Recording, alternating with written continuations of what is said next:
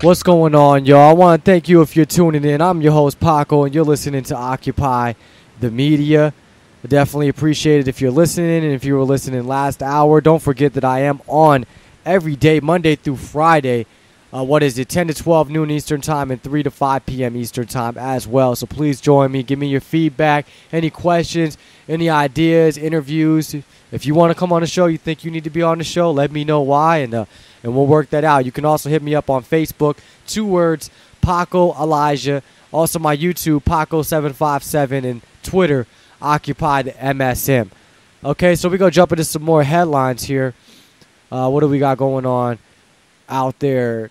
This is an activist post. This is some good news right here, actually. This is how we beat them, you guys. We got to beat them from the inside, taking over.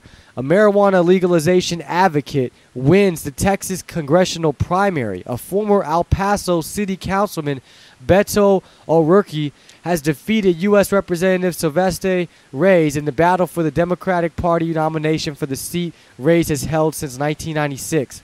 According to election results from the Texas Secretary of State's office early Wednesday morning, O'Rourke had picked up 51.3%, Reyes 41.3%.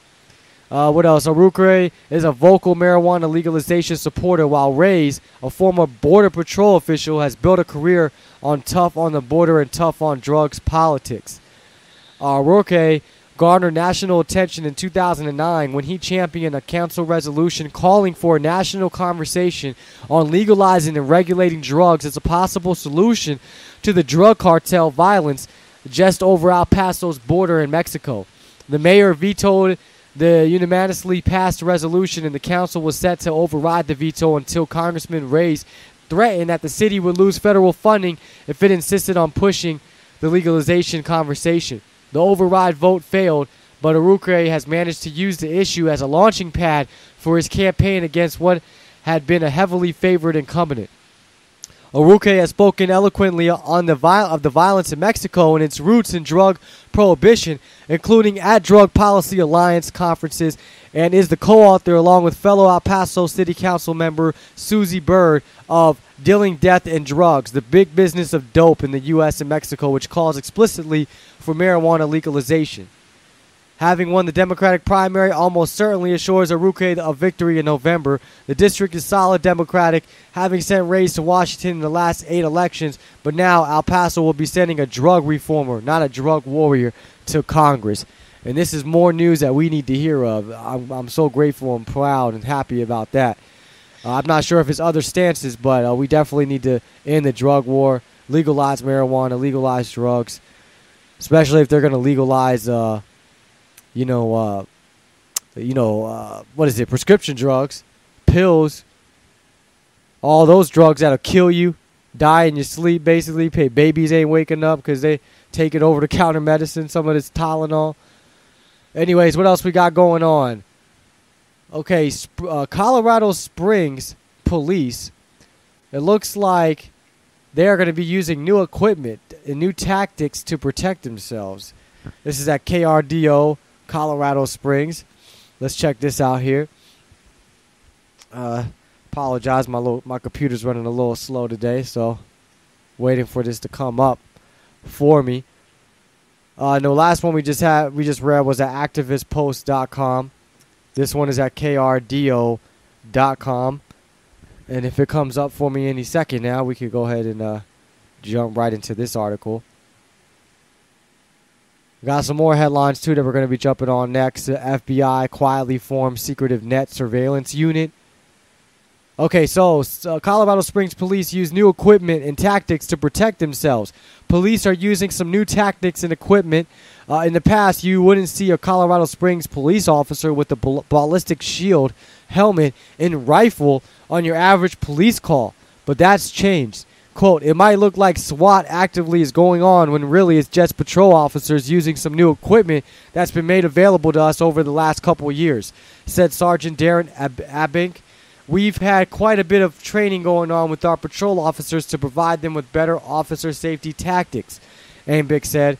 Besides keeping officers safer, CSPD's training efforts also make for better coordination should the SWAT team have to be called to a crime scene. What you'll see is a more coordinated response between the officers, said Abick. They're getting to practice it more at training, and they're getting more advanced training than just the basic skills. All right, this is at krdo.com. And this is what happened, you know. Pretty soon when you get pulled over for getting a ticket, it ain't going to be just a cop in a uniform. He's going to have a shield and all that on. And then before you know it, people are going to get used to it. It's going to become the norm, and we're going to brainwash our kids to accept it. And then next thing you know, police state is all out in the open, right there in front of your face. No one can deny it anymore. And then what you going to do? Huh? What you going to do when you can't do anything no more? Okay, also out, FBI formed Secretive Net Surveillance Unit. This is at CNET, what is it, .com or .net? Yeah, CNET.com. Again, I'm waiting for this one to come up as well. So you guys can check out the last one at krdo.com. It's getting crazy. That one actually had a video with it. Maybe later on today I'll play that video. Wow. It's just crazy. You know, you get pulled over and they're showing up to your car door and all this gear like you're a threat, like they're about to shoot you. Okay, let's see what's going on. The FBI has recently formed a secretive surveillance unit with the ambitious goal to invent technology that will let police more readily eavesdrop on internet and wireless communications. The establishment of the Quantico VA-based unit, which is also staffed by agents from the U.S. Marshal Service and the Drug Enforcement Agency, is a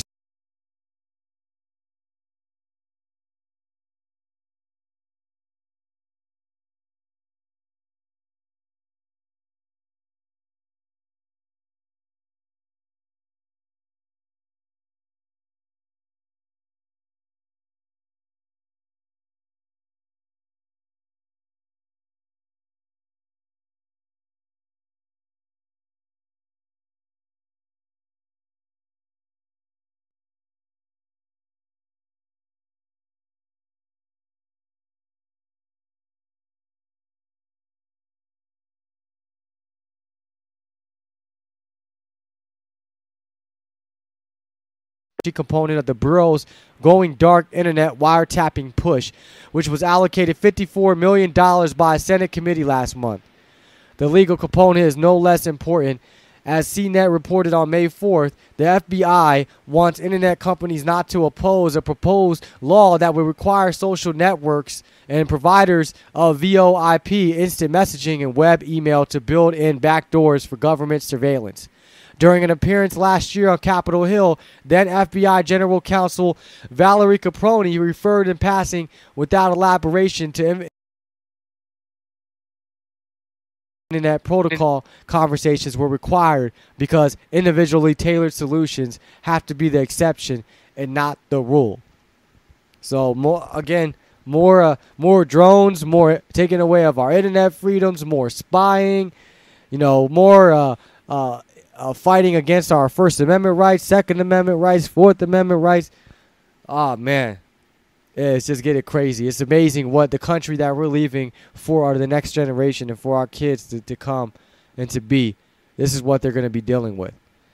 But I think we got another couple more headlines we're going to touch on. Matter of fact, when we get back, this one out, Rockefellers and Rothschilds unite.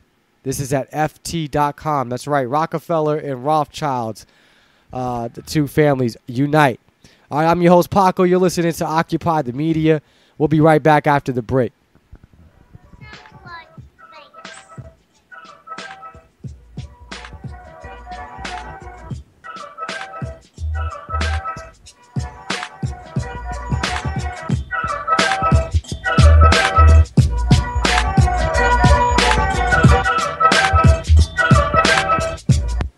Hi, I'm Dana, and I started out as a Ron Paul fan just like you. And now I'm a full-time volunteer leader at our Ron Paul headquarters in Venice, California.